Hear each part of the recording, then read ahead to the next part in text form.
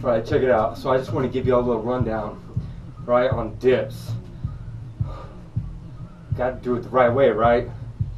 Because see, a lot of people we know, they going at it hard, and their shoulders all forward like this, right? Instead of push back, you know, like this. This is how it should be, right? People are like this, rounding out your back when you do that, right? Okay, so another thing is, people want to do dips like this.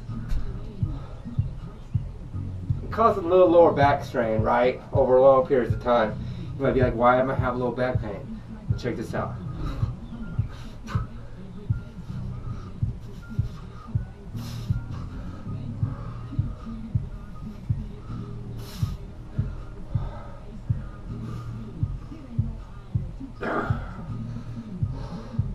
Sound like this.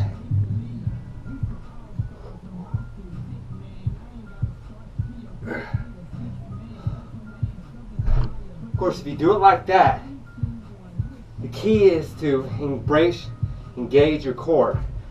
If you're like this, you're more likely not going to be engaging. You can be engaged. Come down, come up.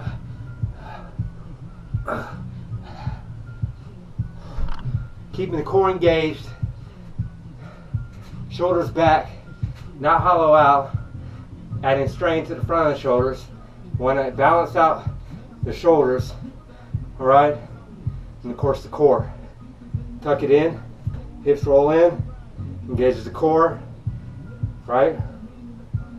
Otherwise you're out like this, the butt's all out.